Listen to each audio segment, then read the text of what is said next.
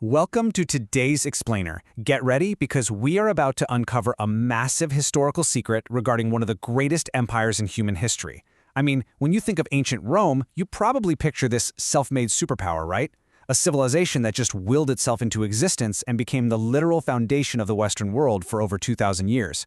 But what if the story we've all been told about Rome's origins is, well, essentially a brilliantly executed historical cover-up?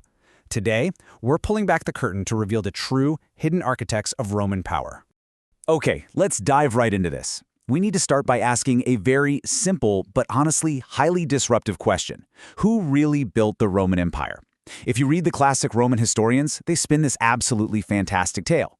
But the archaeological evidence, it tells a completely different story. We're going to challenge those preconceived notions right now. We'll look straight at the source material to see how this tiny Latin city-state morphed into a global titan. And, more importantly, exactly whose homework they copied to get there. Just consider the stark contrast between the myth and the reality here. The legendary myth is, hands down, arguably the most successful PR machine of the ancient world. According to the Roman historian Dio Cassius, the city was founded by Romulus and Remus. These were twin boys born of divine conception, sometimes credited to the war god Mars, who were supposedly thrown into the Tiber River, saved, and suckled by a she-wolf. I mean, it's dramatic, it's divine, and it's completely made up. Then we have the hard historical reality. The real heavy lifting wasn't done by wolf-raised twins, no, it was done by the Etruscans. They were a highly sophisticated neighboring civilization of kings and master engineers who had already figured out complex city planning while Rome was still just a collection of mud huts on a couple of hills. Which brings us to Section 1. Enter the Etruscans, the mysterious masterminds.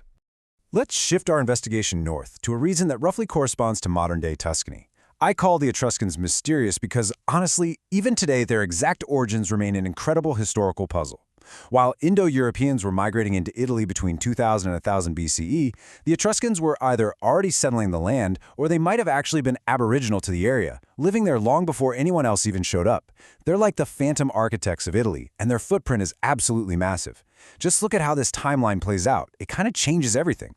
By 1200 BCE, the Etruscans already had a super sophisticated, intensive agricultural economy running.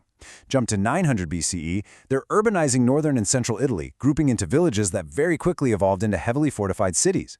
Now look at that third date, 753 BCE. That is the traditional mythic founding date of Rome. So the math is pretty clear here, right? The Etruscans were building these complex walled cities literally centuries before Rome was even a blip on the radar. In fact, by the end of the 8th century BCE, Rome actually ended up under Etruscan control.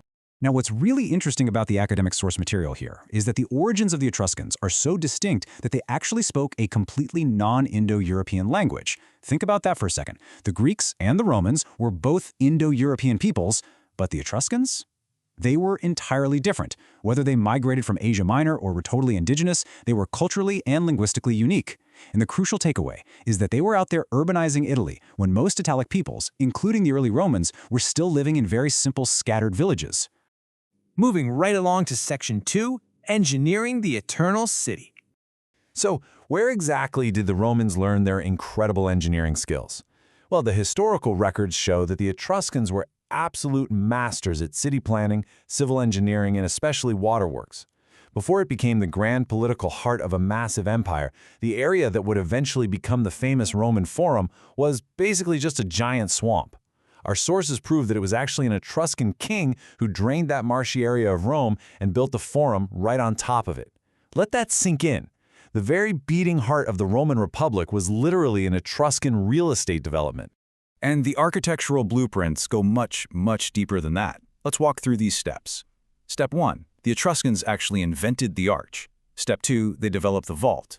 Step 3. They laid down the foundational skills needed for complex systems of roads and waterways. All those incredible, colossal arenas and architectural marvels that we basically universally credit to the brilliant minds of ancient Rome? Yeah, the Romans adopted those architectural innovations directly from the Etruscan engineers. The Etruscan blueprint quite literally became the standard for Western civilization. Now for Section 3, Stealing the Symbols of Power. See, Rome didn't just take the Etruscans' engineering homework. They flat out hijacked their entire aesthetic and political branding. If you've ever looked closely at a modern government building, maybe a historic coin or official state seals, you might recognize this concept, the fasces. It's defined as a bundle of whipping rods surrounding a double-bladed axe. It looks intensely classically Roman, right? Wrong. This was originally an Etruscan symbol of state power that was adopted directly by the Romans. And because Rome became the ultimate foundation for the Western world, this very specific Etruscan visual symbol of centralized government authority was passed down through the millennia. It firmly rooted itself in the visual language of modern political power that we still see today. And honestly, the fasces was just the tip of the iceberg. Let's look at this rapid-fire list of hijacked symbols. The toga palmata? Etruscan. The curule chair used by high-ranking magistrates? Etruscan.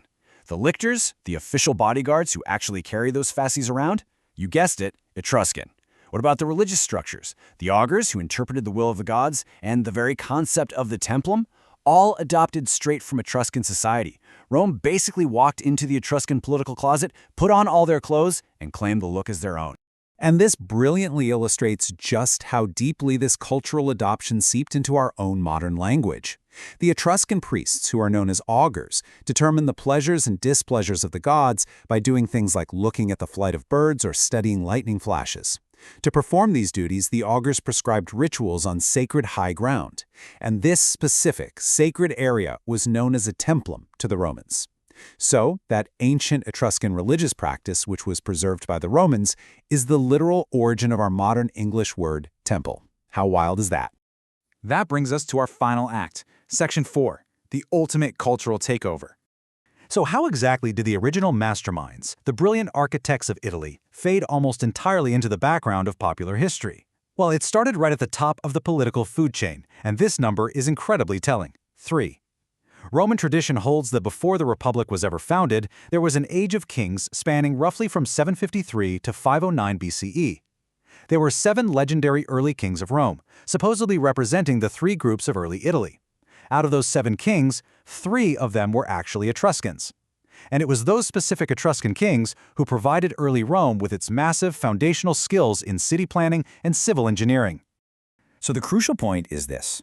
As Rome grew, as it expanded and eventually threw off its kings to become a republic, it inevitably clashed with its older, highly sophisticated neighbors.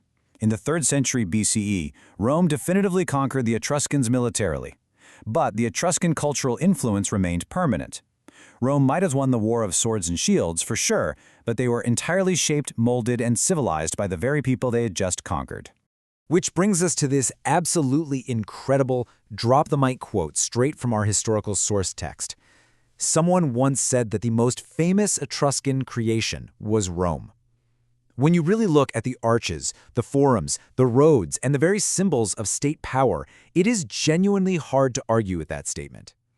The myth of the Wolf twins is, a great story, but the reality of the Etruscan masterminds is so much more fascinating. It really leaves you wondering how many other widely accepted historical narratives are just incredible ancient PR campaigns designed to cover up the true architects of our world. Definitely something to think about the next time you look at a map of the Roman Empire. Thanks for joining me for this explainer, and keep questioning history.